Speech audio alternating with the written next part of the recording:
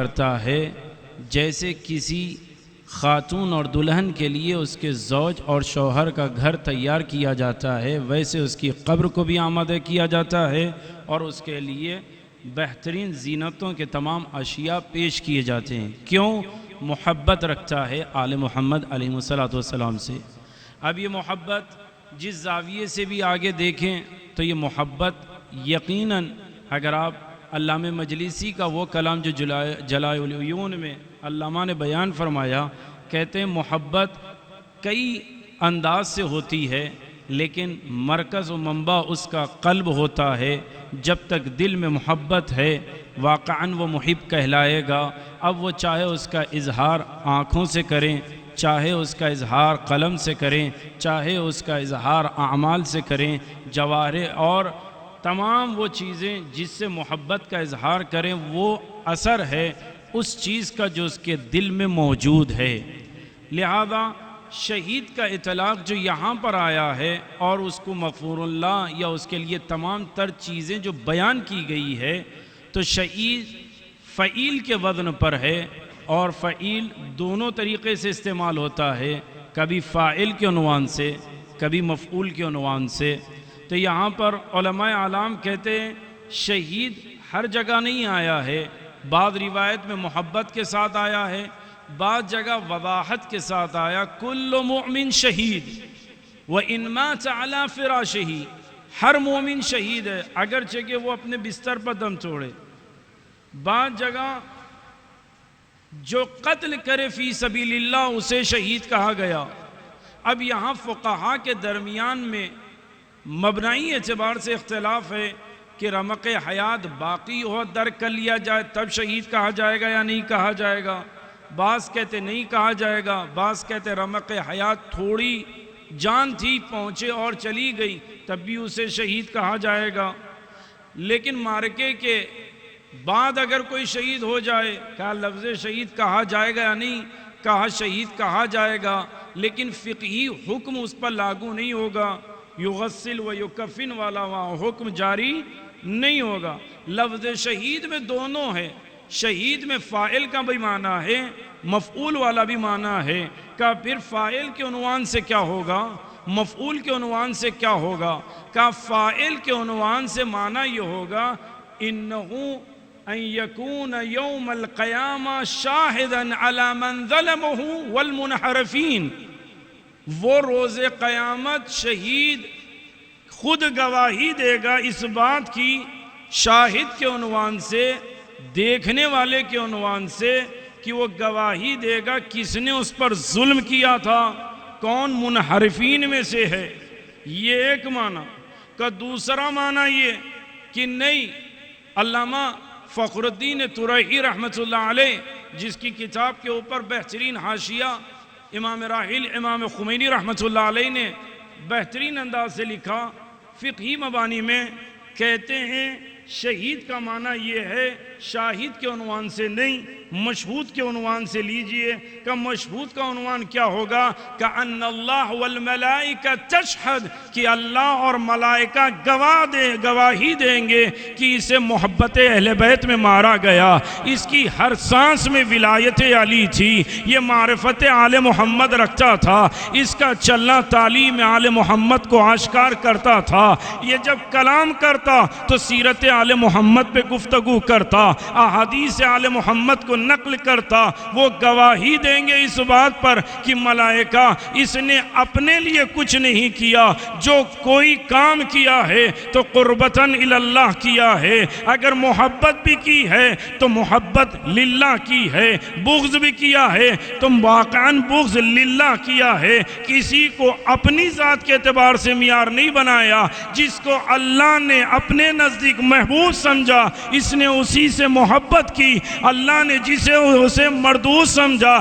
اس نے بھی اسے رد کیا اور مبغوض جانا ہے۔ یعنی شیعہ جو محبت آل محمد رکھتے ہیں، نہ وہ شخصیتوں سے متاثر ہوتے ہیں، نہ دولت سے ڈرتے ہیں، نہ اسلحوں سے پیچھے ہٹتے ہیں۔ یہ تعلیم آل محمد جہاں بڑھاتی ہے وہاں آگے بڑھ جاتے ہیں، جہاں روک دیتی ہے وہاں رک جاتے ہیں۔ صلوات پڑھیں محمد و آل محمد۔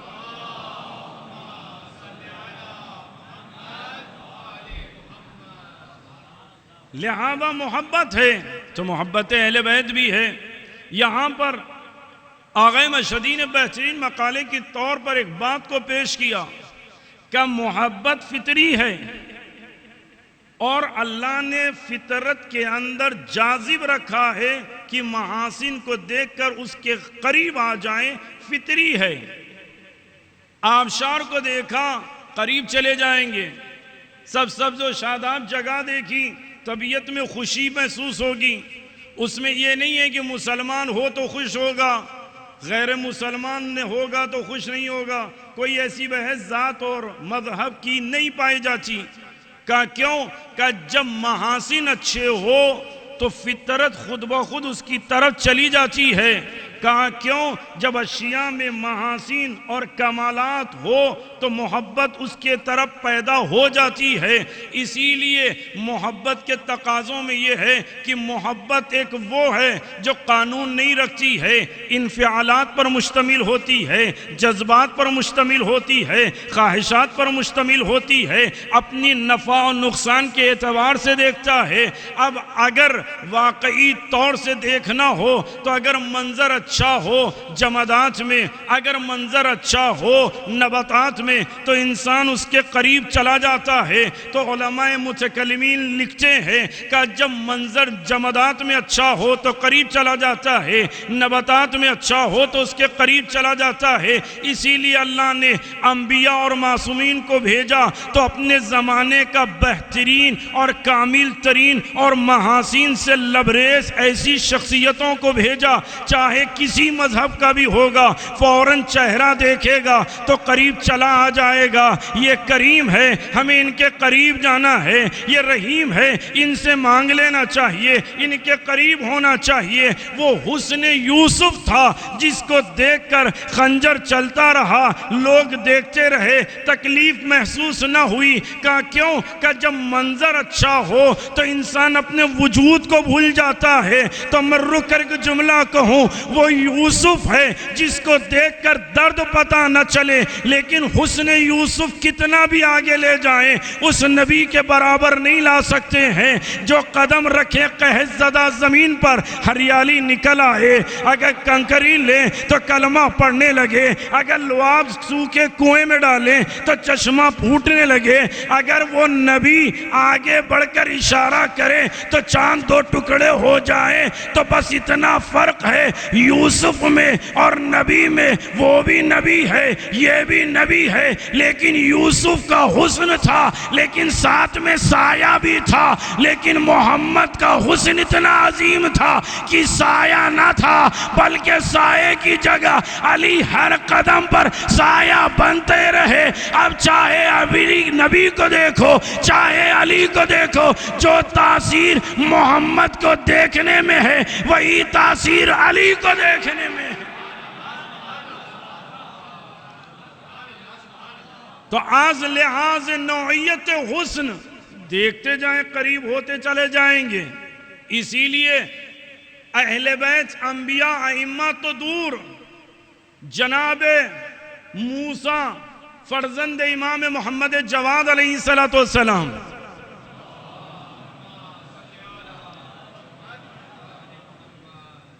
اتنے حسین تھے کہ جب نکلتے لوگ ان کے چہرے کو دیکھتے تو اپنے کام بھول جاتے، بازار میں جاتے تو ان کے لوگ چہرے کو دیکھ کر اپنے تجارت کو چھوڑ دیتے۔ نتیجہ یہ ہوا سید موسیٰ نے چہرے پر نقاب ڈال لیا اور اسی برقعے کی کیفیت سے سید موسیٰ مبرقہ بنے اور لقب عام ہوا۔ ہندوستان میں جو سادات نقوی ہے ایک شاخ انہی سے ملتی ہے۔ کہا کیوں؟ کہ جب حسن اچھا ہو تو وہ مذہب نہیں دیکھتا، ذات نہیں دیکھتی، نہیں کوئی چیز، بلکہ اس کے قریب چلے جاتے ہیں۔ اب رک کر سنیے گا عزیزو، اگر واقعی آل محمد کے جسم سے محبت کرنا ہوتا تو اللہ کبھی ان سے محبت کا حکم نہ دیتا۔ کہا کیوں؟ کہ فطرت انہیں لے آئے گی، جو علی کو دیکھیں گے علی کے قریب آئیں گے، جو حسن جیسے کریم کو دیکھیں گے کھینچے چلے آئیں گے، جو حسین جیسے صابر کو دیکھیں گے قدموں پہ گر جائیں گے، جو زین العابدین جیسے شخص کو دیکھیں گے کلمہ پڑھنے لگیں گے۔ لیکن یاد رکھنا، محبت محاسن سے ہوتی ہے لیکن انسان اس کو اپنی زندگی میں اپنا نہیں سکتا۔ کہا کیوں؟ کہا محبت جذبات پر مشتمل ہوتی ہے، محبت اپنے تمام نظریات پر ہوتی ہے، محبت نفع و نقصان کو دیکھ کر ہوتی ہے۔ بس جس پہ محبت، جس پہ دل آ جائے، اسی اعتبار سے بہ جائے، اسی کے پیچھے چلنے لگے۔ کبھی حکومت کے اوپر دل آ جائے تو نہ باپ سمجھ میں آئے، نہ بھائی سمجھ میں آئے، نہ اولاد سمجھ میں آئے۔ اگر کرسی کی چکر ہو تو نہ شجرہ سمجھ میں آتا ہے، نہ عقیدہ سمجھ میں آتا ہے۔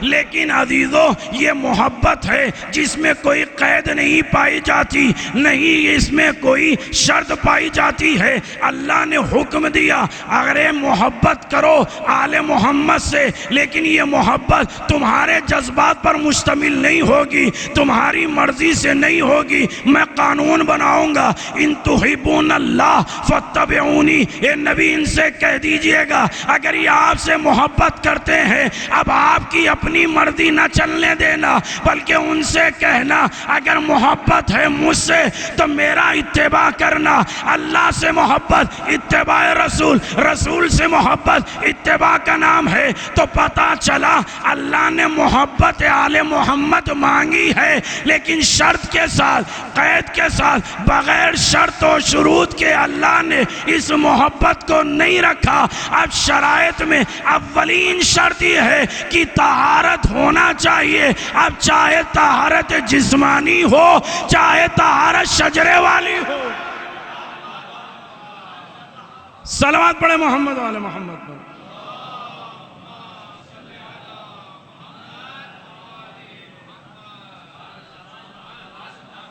اب اگر آل محمد سے محبت کرنا ہے، اپنی مرضی نہیں چلا سکتے، وہ تمام ضوابط کو ذہن میں رکھنا ہوگا، وہ تمام قوانین کو ذہن میں رکھنا ہوگا جس میں آل محمد نے کہا ہے۔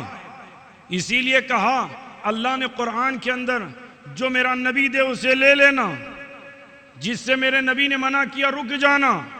معیار نبی کو بنایا، نبی نے حکم دیا صلو کما رأیتمونی اصلی، ویسے نمازیں پڑھو جیسے میں پڑھتا ہوں۔ نبی کے زمانے کے بعد آل نبی کا دور، امیر المومنین کے دور، اہل بیت سے امیر المومنین کا دور، سلسلہ آگے بڑھنے لگا۔ ظالم کی کیفیتیں بدلی۔ غور سے جملے سنیے گا تو میں جہاں لانا چاہتا ہوں۔ ظالم کا رخ بدلا۔ پہلے کعبے کے قریب جب نبی نے آواز دی قولوا لا الہ الا اللہ تفلحو، لا الہ الا اللہ کہو کامیاب ہو جاؤ، جنت پالو، آسان تھا۔ لیکن وہاں پر کفار کھلے ہوئے تھے۔ لیکن طائف کے لیے جب گئے تب بھی کفار کھلے ہوئے تھے۔ لیکن یثرب میں جب آئے نبی اور اسلامی حکومت کی بنیاد رکھی، لفظ پر غور کریے گا عزیزو، اسلامی حکومت کی بنیاد رکھی، منافقین واقعاً جو کفار قریش تھے چھپ کر آئے، اسلامی لبادہ اوڑھ کر ہم مسلمان ہیں۔ آنے کے بعد نبی کے قول اور فعل پر اعتراض کرنے لگے۔ کبھی کابل احبار کے پاس جاتے، کبھی رئیس المنافقین کے پاس جاتے، کبھی ابن منذر کے پاس جاتے، اعتراض لے آتے۔ لیکن حکومت قائم ہونے کے بعد کسی میں مجال نہ تھی کوئی آواز اٹھا سکے۔ لیکن اس حکومت میں بھی لوگ آئے، آ کر کہنے لگے یا رسول اللہ ہم آپ پر ایمان لائے۔ نبی نے کچھ نہیں کہا، آواز قدرت آئی، آیت کی نازل ہوئی، نبی ان سے کہیے یہ ایمان لے کر نہیں آئے بلکہ اسلام لے کر آئے۔ کہ ایمان وہ جو دل میں اترے، زبانی خرچ کا نام ہے اسلام۔ تم ظاہر میں مسلمان کہلا سکتے ہو لیکن دل میں ایمان نہیں آیا۔ سورہ منافقین گواہ ہے۔ نبی کے زمانے میں منافق، ذہن میں رکھیے گا عزیزو۔ لیکن بات آگے بڑھی، امام علی کا زمانہ، امام نے کہا 80 جنگ لڑنے والے بادشاہ نے بعدس نبی 3 جنگیں لڑیں، اس میں جب کہا جاؤ دیکھ کر آؤ دریا کے کیا عالم ہے، عبور ممکن ہے یا نہیں، تو سید شیخ محسن عاملی رحمۃ اللہ علیہ رحمہ کہتے ہیں کہ لوگ واپس آ کر کہتے یا علی جانا بڑا مشکل ہے۔ امام کہتے تم گئے نہیں؟ کہا مولا ہم گئے۔ کہا تم نہیں گئے؟ کہا کیوں؟ کہا اگر جاتے تو تمہاری سواری پر کہیں کوئی نشان پانی کا ہوتا، تمہارے گھوڑوں کے سواریوں کے سمو میں کوئی علامت تو ہوتی، تم گئے نہیں، قول کو صرف سنا عمل نہ کیا، نتیجے میں خوارج نکل آئے۔ متوجہ رہیے گا عزیزو، نبی کے دور میں منافق، پیغمبر علی علیہ السلام کے دور میں خوارج، یہی خوارج امام حسن کے دور میں، لیکن منافق ہو کے خارجی یہ نکل آئے امام حسین کے مقابل میں، شمر جیسا ملعون، پھر سر سات جیسا ملعون نکل آیا، کس کے مقابل میں؟ امام وقت کے مقابل میں۔ تو پتہ چلا امام حسین کا زمانہ وہ ہے جو ناصریوں کے درمیان کا ہے۔ متوجہ رہیے گا عزیزو، نبی کے زمانے میں منافق، علی کے زمانے میں خارجی، اور امام حسین کے زمانے میں ناصری، لیکن جب آئے مقابل میں تو کیا دیکھا؟ منافقین نے دیکھا نبی پیچھے نہیں ہٹتے، جو ارادہ کر لیا اسے انجام دے کر رہتے ہیں۔ علی وہ ہے جسے لشکر کی ضرورت نہیں، علی تنہا لشکر ہے۔ حسن اتنا کریم ہے، اسے دولت کی ضرورت نہیں ہے، اس کے ٹھوکر میں خزانے رکھا۔ امام حسین صابر امام حجت الہی کے مقابل میں ناصبی آئے، لیکن عزیزو فرق یہ ہے حسین کے ساتھ محبت کرنے والے جذبات میں نہیں آئے، جذبات میں نہیں آئے۔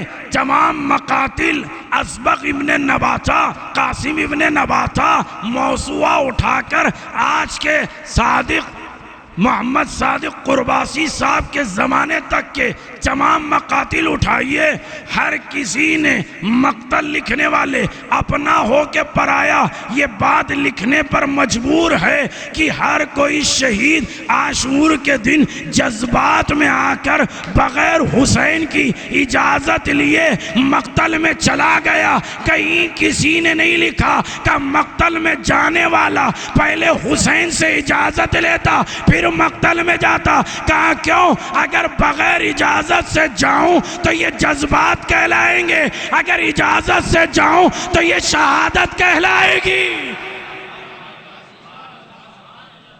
ایک صلوات پڑھے محمد و آل محمد پر۔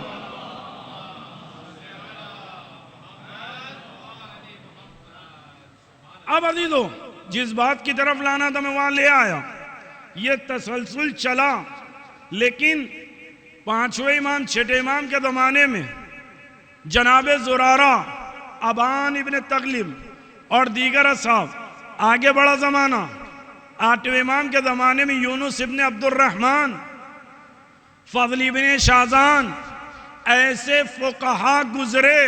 عزیزو غور سے جملہ سنیے، جہاں حجت الہی نے اپنے شیعوں سے کہا کہ تم اگر ہماری محبت کا دم بھرتے ہو ہماری شریعت پر عمل کرو، جیسے ہم نے کہا ویسے، اور امام نے زرارہ، ابان، یونس ابن عبد الرحمن، فضل ابن شازان جیسے افراد کی طرف ارجاع فرما کر بتا دیا، یہاں تک کہ 11ویں امام کا قول ہے سنو، جس سے وہ منع کرے سمجھ لینا منع ہے میری طرف سے، جس کی طرف وہ اجازت دے دے سمجھ لینا وہ ہماری طرف سے بھی اجازت ہے کہ مولا آپ تو معصوم ہے، یہ تو غیر معصوم ہے۔ امام کہیں گے سنو، معصوم الگ ہے، غیر معصوم الگ ہے، لیکن اگر کوئی ہمارے مدرس میں رہ کر ہمارے مزاج کو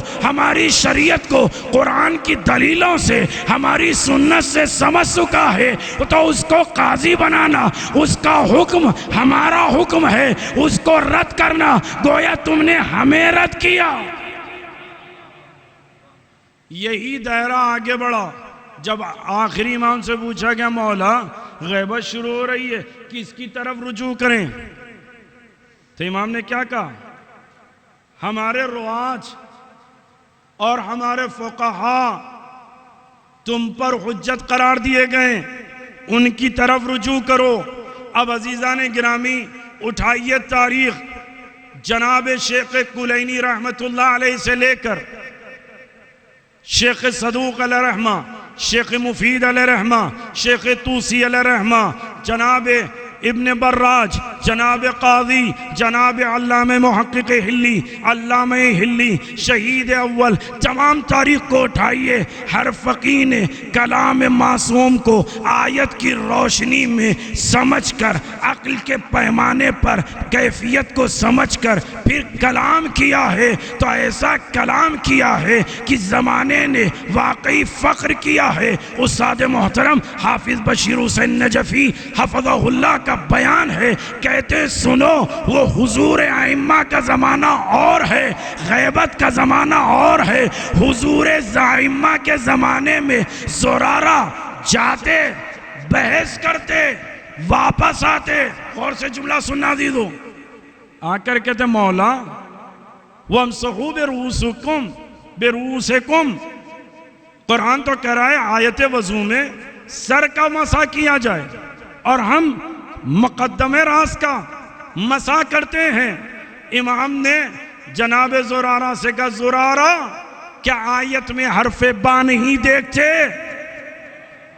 اب عزیزو سمجھ میں یہ آیا، حضور ائمہ میں اگر شک ہوتا تو امام موجود تھے، رجوع کر لیا جاتا، شک دور ہو جاتا۔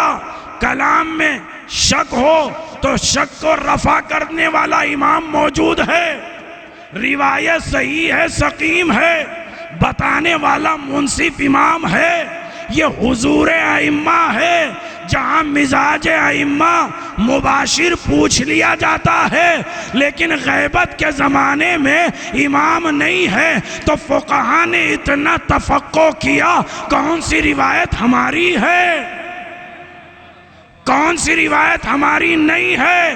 تب یہیں پر جملہ ہے، کہتے ہیں آقا بشیر نجفی زمانے ائمہ میں امام نے کسی کے لیے کہا، سلمان محمدی فقیہ اہل بیت کے لیے، کہ سلمان منا اہل البیت، سلمان ہم میں سے ہے، لیکن سلمان کا عہدہ نہ بتایا کون سا رشتہ ہے۔ لیکن جب غیبت میں شیخ محمد بن محمد نعمان المعروف بے شیخ مفید نے اتنا تتبع کیا کہ ان کے مرنے کے بعد آخری امام نے مرثیہ کہلایا اور بھیج کر کہا قبر پہ لگاؤ اور سنو شیخ مفید کوئی اور نہیں میرا بھائی ہے۔ حضور ائمہ میں رشتہ مشخص نہ تھا، لیکن غیبت میں امام نے بھائی کہہ کر اتنا مضبوط رشتہ کر کر بتایا کہ اگر سنو کہ تم نسب کو نہ دیکھو، اگر علم ہے ہمارے قریب ہے۔ ایک صلوات پڑھیں محمد و آل محمد پر۔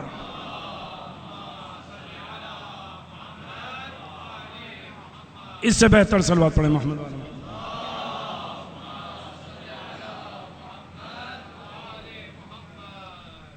عزیزان گرامی، اب جو بات عرض کرنے جا رہا ہوں بزرگان سے معذرت خواہی کے ساتھ، جسارت ہو تو تنبیہ ضرور کیجئے، میں حاضر خدمت ہوں، لیکن اتنا جملہ سن لیجئے، پہلے اس بات کو غور سے سنیے گا۔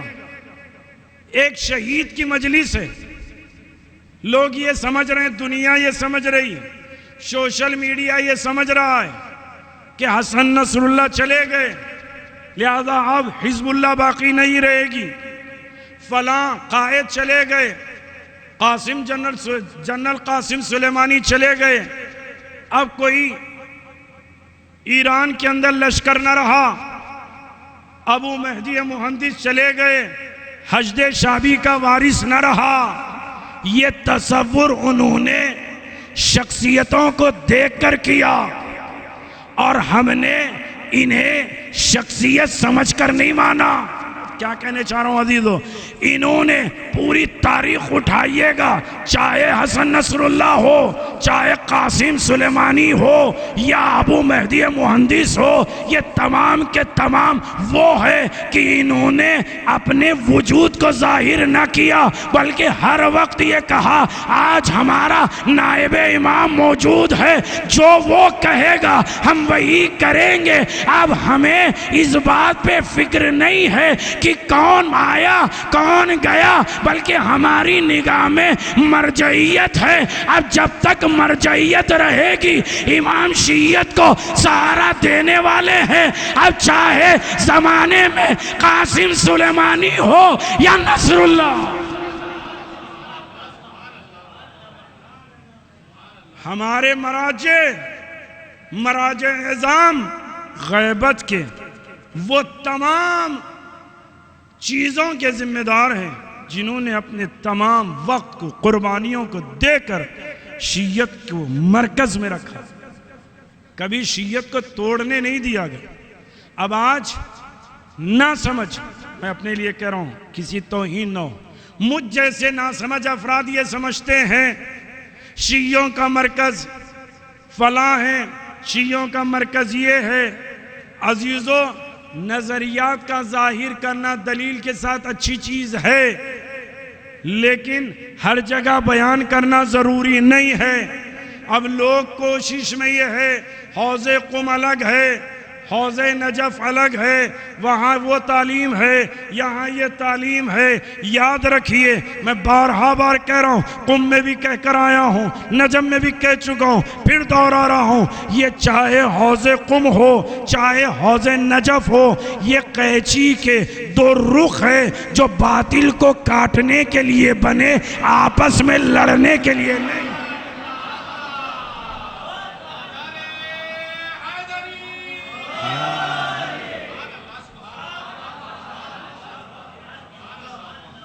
لیکن عزیزو، یہ مرجعیت ہے، چاہے قم کی ہو چاہے نجف کی ہو، بس اتنا سمجھ لیں، اگر وہ کہہ دے انقلاب آ جاتا ہے، اور اگر یہ لکھ دیں تو لشکر آمدہ ہو کر داعش جیسے کو سمیٹ کر کہتا ہے یہی آج بھی ایک موجود ہے جو تمہیں آگے بڑھنے نہیں دے گا۔ مرجعیت اصل طاقت ہے۔ اب میں بات کو آگے بڑھا دوں، آج سید کی بات، سید حسن نصر اللہ چلے گئے، شہادت کو پا لیا، لوگ یہ تصور کر رہے ہیں اب حزب اللہ کا کیا ہوگا۔ ہمیں اس بات پہ کبھی فکر نہیں رہی اب کیا ہوگا۔ یہ وہ سوچے جس کے لیے کوئی سوچنے والا نہ ہو۔ ہمارے لیے ظاہر میں مراجع ہے اور پردے غیب میں امام ہے۔ جب تک امام ہے شیعت باقی رہے گی اور حزب آتے رہیں گے اور مقابلہ ہوتا رہے گا۔ افسوس کی بات ہے، کبھی اس حکمت کو سمجھیں جو لوگ نہیں سمجھے تھے۔ آج مراجع اعظام نے جو تعزیت نامے لکھے، ان نقاط کو کبھی غور کریں، کہنا کیا چاہتے ہیں۔ لوگ یہ سمجھتے رہے، انہیں احساس نہیں۔ مرجعیت علیہ نے لکھا داعش کے زمانے میں ساتھ دینے والا بندہ وہ تھا، سیریا میں حفاظت کرنے والا شیر یہ تھا۔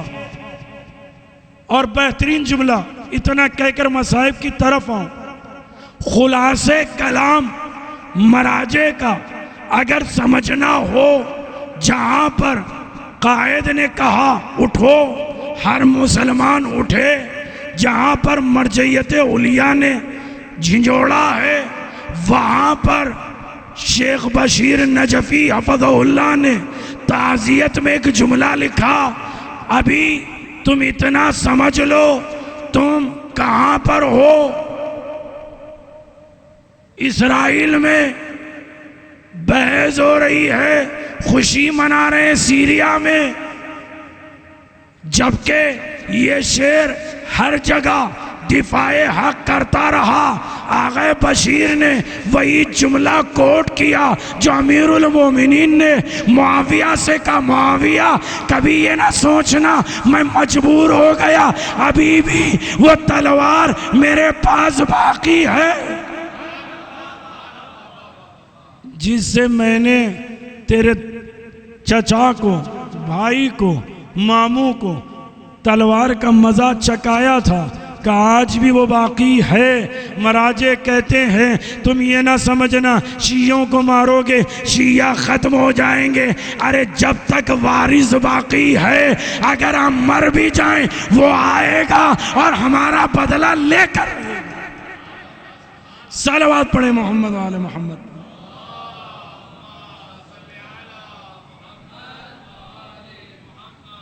لہذا عزیزان گرامی، شہادت بڑی عظیم ہے، اور جس شخصیت کو شہید کیا گیا، اگر آپ غور کریں، سب کو دھوکے سے شہید کیا گیا، مد مقابل آ کر شہید نہ کیا گیا، بلکہ دھوکے سے وار کیا گیا اور شہید کیا گیا۔ لوگ یہ سمجھ رہے ہیں یہ ختم ہو گئے، لیکن اتنا یاد رکھیے گا، شہادت وہ جذبہ ہے جو انسان کو باقی رکھنے والا ہے۔ شہادت کا جذبہ وہ ہے جو ہر کسی کو نہیں ملتا۔ اللہ نے بہت کم افراد کے حصے میں شہادت کو رکھا۔ اگر آپ دیکھیں ہمارے علماء میں خود سید مقاومت کا جملہ تھا، خدایا میری زندگی کو شہادت پر تمام کرنا۔ آغا سید باقر الحکیم رحمت اللہ علیہ ہمیشہ دعا کرتے تھے، ارجو من اللہ ان تکون خاتمت عمری علی الشہادہ، کہ خدایا میری زندگی کا خاتمہ شہادت پر کرنا۔ بس یوں کہہ کر آگے بات بڑھا دوں، یہ تو اصحاب ہے جو شہادت کے لیے بے چین ہیں، لیکن امیر المومنین وہ ہے جن کے سر پر جب ضربت لگی، امیر المومنین نے فوراً جملہ کہا، فزت برب الکعبہ، خدا کی قسم علی کامیاب ہو گئے۔ کہا کیوں؟ شہادت مل گئی، علی کامیاب ہو گئے۔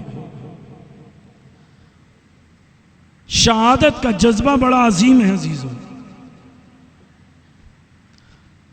لیکن شہادت جتنا عظیم رتبہ ہے، اگر اس بات کو سمجھنا ہو کہ انسان جو شہادت پر فائز ہونے والا ہے اس پر گزرتی کیا ہے، تو آپ حسین بن علی کو دیکھیے گا۔ مولا حسین عاشور کا دن ہے، جیسے جیسے وقت شہادت قریب آتا امام کا چہرہ کھلتا جاتا۔ ارباب مقاتل کہتے ہیں وجہ کیا ہے؟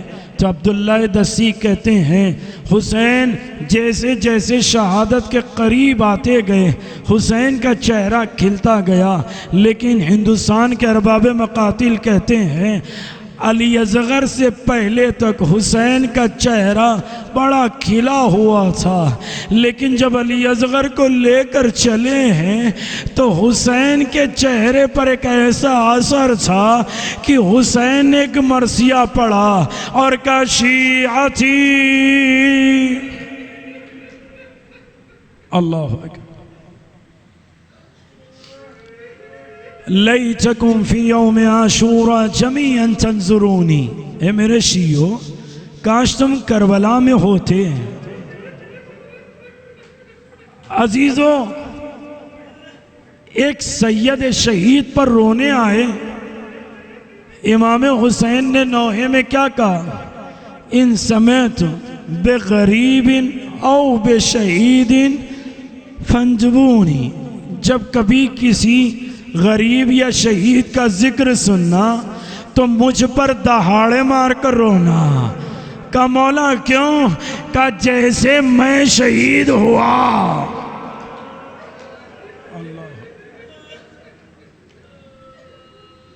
عزیزو، امام حسین کی شہادت کیسے سنو گے؟ علامہ عبداللہ دسی لکھتے ہیں، شیخ جعفر تستری کہتے ہیں عصر عاشور امام حسین کی 7 عدد رخصتی لکھی۔ بس ایک رخصتی میں آپ کے سامنے بیان کر رہا ہوں۔ کہتے جب امام خیمے سے نکلنا چاہتے تھے تو آ کر کہتے ہیں یا زینب یا کلثوم یا رقیہ علیکن منی السلام، اے بیویو خدا حافظ۔ جیسے یہ سننا تھا جناب زینب دوڑتی ہوئی آئی اور بھائی کے گلے لگ گئی اور کہتی ہے بھیا خیر تو ہے؟ کہا زینب اجازت دو۔ عزیزو غور سے جملہ سنیے گا، امام حسین نے اجازت طلب کی، جناب زینب علیہ مقام کہتی ہے بھیا رک جائیں، کہہ کر خیمے میں گئی اور ایک صندوق سے 2 پوشاک نکال کر لے آئی۔ عزیزو آپ طلبہ علامہ اسماعیل یزدی کہتے ہیں جب لا کر جناب زینب نے امام حسین کو دیا، امام حسین نے کہا بہن یہ کیا ہے؟ کہا بھیا اماں فاطمہ نے کہا تھا جب میرا لال بے ناصر و مددگار ہو جائے تو یہ اسے دے دینا۔ عزیزو بڑا غور سے سننا، جوار علی میں رہتے ہیں آپ طلبہ بہترین بات سمجھتے ہیں۔ امام نے پہلا لباس لیا تو ثابت تھا، امام نے سینے سے لگا لیا، لیکن جیسے ہی دوسرا لباس اٹھایا چاروں طرف سے چاک چاک تھا۔ ارے اسماعیل یزدی کہتے ہیں زینب نے لباس دیکھا، بھیا خیر تو ہے؟ حسین نے لباس سینے سے لگا کر کہا زینب۔ اللہ اکبر۔ اماں جانتی تھی میری شہادت کے بعد میرے لباس کو لوٹ لیا جائے گا۔ اللہ عزیزوں میں تمام روایتیں چھوڑ رہا ہوں۔ علامہ مجلسی کہتے ہیں باہر آئے حسین، جنگ کرتے ہوئے آگے بڑھتے ہیں، آواز دیتے جاتے ہیں تم نے میرے علی اکبر کو مارا ہے، تم نے میرے قاسم کو شہید کیا ہے۔ جنگ کرتے آگے بڑھے۔ علامہ مجلسی کہتے ہیں ارے لشکر خیموں کے قریب آیا، ارے جیسے ہی ٹاپوں کی آواز زینب نے سنی ہے، ارے بیویاں رونے لگی۔ حسین جنگ چھوڑ کر، علامہ مجلسی کہتے ہیں حسین خیمے کی طرف دوڑتے ہوئے آئے، ابھی میں زندہ ہوں خیموں کے قریب۔ اللہ اللہ عزیزو الغرض روایت سنی ہے نا، شاعر کا جملہ میں وہ منظر پیش نہیں کر سکتا۔ کیا منظر ہے، شہادت کتنی عظیم ہے۔ جملہ سننا عزیزو، مظلوم کہتا جاتا تھا میں بے گناہ ہوں، مارو نہ مجھ کو صبت رسالت پناہ ہوں، تم لوگوں کے خدا کی قسم خیر خواہ ہوں، اس قول پر رکھتا میں خدا کو گواہ ہوں، کچھ رحم آتا تھا نہ کسی ناپکار کو، شمشیر مارتے تھے غریب الدیار کو، نیزہ لگا جو سینے پہ تھرا کے رہ گئے، بیٹھا جو تیر ماتھے پہ تیورا کے رہ گئے، گرنے لگے تو ہاتھوں کو لٹکا کے رہ گئے۔ ارے ذکر خدا، اللہ اکبر۔ عزیزو جملہ سنیے گا، شاعر کہتا ہے جب حسین زمین پر آ رہے تھے ہاتھوں کو پھیلا دیا، عباس بیچ عزیزو غور سے جملہ سننا، کہتے ہیں اکبر نہ تھے جلوم میں، عباس پاس تھے، مظلوم بیچ میں تھا، عدو آس پاس سے۔ جب چاروں طرف سے تیر برسائے جا رہے، تلوار چل رہی تھی، حسین اپنے آپ کو سنبھال رہے تھے، لیکن عزیز و غضب اس وقت ہوا، ارے انس نے بھالا لیا، حسین کے پہلو پر ایسا بھالا، حسین زمین کی طرف، اماں اللہ۔ عزیزوں حسین ابن علی تیروں پر ہے، بڑا جملہ بڑا غور سے سننا۔ 19 رمضان کو عبد الرحمن ابن ملجم جب علی کے سر پہ ضربت لگانے جا رہا تھا، ہاتھ کانپ رہے تھے، چہرے پر پسینہ تھا، کہا کیوں؟ کہا کوئی علی والا پکڑ نہ لے، لیکن اللہ اللہ عصر عاشور جب حسین تیروں پر ہے، ارباب مقاتل کہتے شمر نے خنجر نکالا، پتھر پر مار کر کہتا علی اکبر آؤ، عباس آؤ۔ اللہ عزیزو ہمارے مرنے کے لیے جملہ کافی ہے۔ ارے ارباب مقاتل کہتے ہیں تیروں کے قریب آیا، وَجَلَسَ الشِّمْرُ عَلَى صَدْرِهِ۔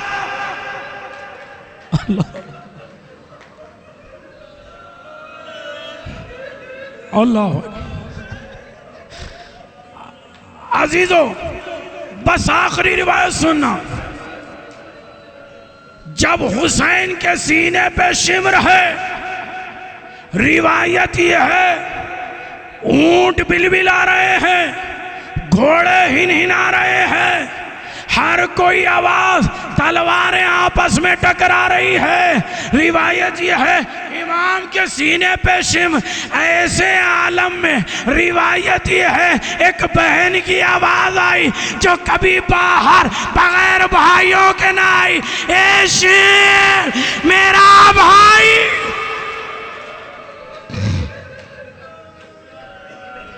اللہ اکبر، اللہ اکبر۔ عزیزو آپ طلبہ ہیں، اس بات کو سمجھ سکتے ہیں، عربی میں تبسمہ آتا ہے، اگر چہرے پر لبوں پر تھوڑی سی کیفیت آ جائے تو مسکرانا کہتے ہیں، اس کے لیے عربی میں تبسمہ آتا ہے، لیکن اگر کوئی ہنسے تو ضحکہ آتا ہے۔ کہ ضحکہ کسے کہتے ہیں؟ کہ سامنے کے دو دانت، ثنایا، اس کے بعد رباعی، اس کے بعد انیاب، انیاب کے بعد نوکیلے دانتوں کے بعد جو دانت نظر آئے ان کو کہتے ہیں زواہق، یعنی جب ہنسا جاتا ہے تو وہ دانت نظر آتے ہیں۔ عزیزو ہاتھ خالی نہ رکھنا، جملہ یہ ہے جب شمر سوار ہوا، ضحک الحسین، حسین ہنسنے لگے۔ اللہ اکبر۔ سنو گے عزیزو،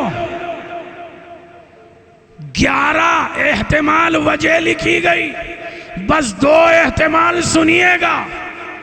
پہلا احتمال یہ ہے جب شمر سوار ہوا، حسین ہنس کر کہہ رہے تھے وہ درجہ جو اسماعیل کو نہ ملا، ارے شہادت کا مجھے ملنے والا ہے۔ لیکن شبیر نجفی آل اللہ مقامہ کہتے ہیں نہیں، 11ویں وجہ یہ ہے جب شمر سوار ہوا، ارے آدم نے رخ موڑ لیا، میں یہ منظر نہیں دیکھ سکتا، علی نے سر پر خاک ڈالی، نبی نے امامہ پھینک دیا، لیکن جب حسین نے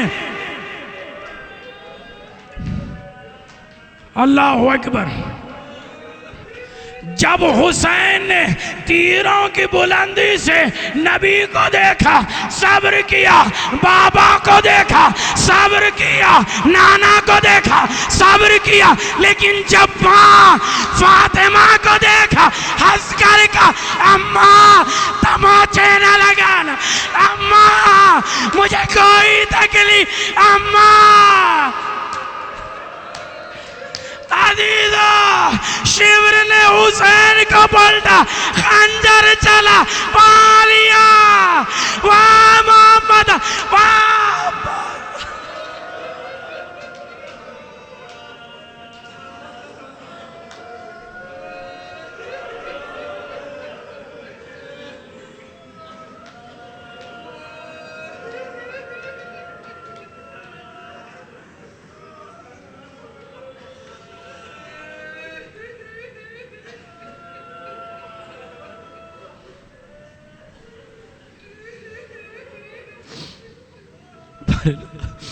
پارلا پروردگار ابت محمد امام وقت کے ظہور میں تعجیل فرما، ان کے لشکر میں ہم سب کو شمار فرما، خدایا ان رونے والوں کو زیارت حسین سے مشرف فرما، خدایا جن کے ماں باپ زندہ ہیں ان کے سائے کو ان کی اولاد پر صدوں سی سال سلامت فرما، جن کے ماں باپ دنیا سے جا چکے ہیں ان کے قبور پر رحمت نازل فرما، خدایا شہدائے اسلام جس گوشے میں بھی شہید ہوئے خدایا ان سب کو اعلیٰ علین میں جگہ عنایت فرما، خدایا بالخصوص سید مقاومت سید حسن نصر اللہ، خدایا انہیں جوار حسین ابن علی میں جگہ عنایت فرما، خدایا حزب اللہ تمام مسلمان جو دفاع کر رہے ہیں خدایا ان دفاع کرنے والوں کی حفاظت فرما، خدایا پرچم اسلام کو سربلندی عطا فرما، پرچم کفر و نفاق کو سرنگوں فرما،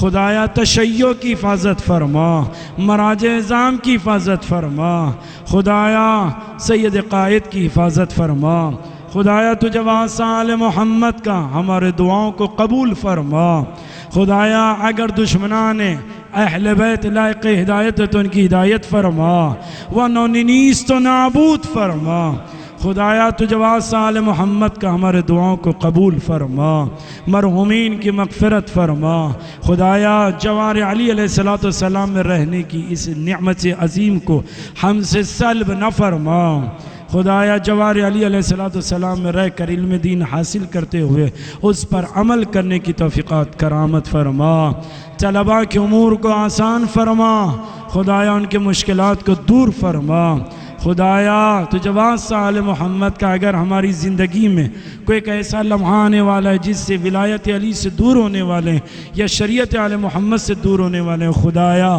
اس لمحے کے آنے سے پہلے ہمیں دنیا سے اٹھا لے، خدایا ہمارا خاتمہ ولایت آل محمد پہ فرما، شب اول لیل قبر میں زیارت امیر المؤمنین نصیب فرما، ربنا تقبل منا انک انت السمیع العلیم۔ آپ حضرات سے گزارش ہے ایک مرتبہ سورہ حمد 3 مرتبہ سورہ اخلاص کی تلاوت فرما کر مرحوم و مغفور شہید سید مقاومت حسن نصر اللہ ابن عبد الکریم اور تمام شہداء اسلام کے لیے اور تمام وہ طلبہ جو دنیا سے جا چکے ہیں ان تمام کے لیے، مرحوم مومنین و مومنات شہداء سباکر میں جو تشیع سے افراد تھے ان تمام کے لیے صلی اللہ علیہ وسلم۔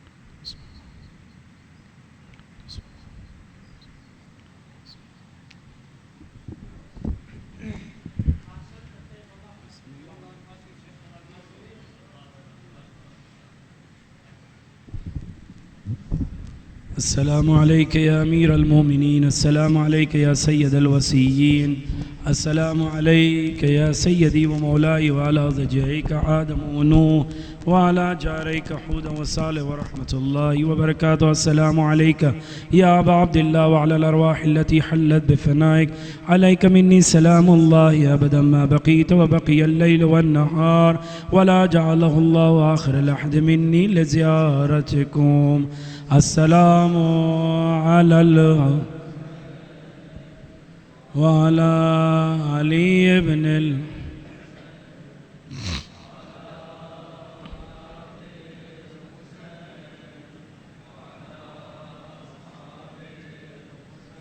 جميع ورحمة الله وبركاته. السلام عليك يا غريب الغرباء، السلام عليك يا معين الضعفاء والفقراء، السلام عليك يا شمس الشموس، السلام عليك يا أنيس النفضي والمدفون بأرض توس، السلام عليكم ورحمة الله وبركاته. السلام عليك يا صاحب العصر والزمان، السلام عليك يا خليفة الرحمن، السلام عليك يا شريك القرآن. علمان علمان علمان من فتنة الزمان والمكان. عجل الله تعالى فرجك وسعد الله تعالى مخرجك وظهورك. السلام عليكم ورحمة الله وبركاته.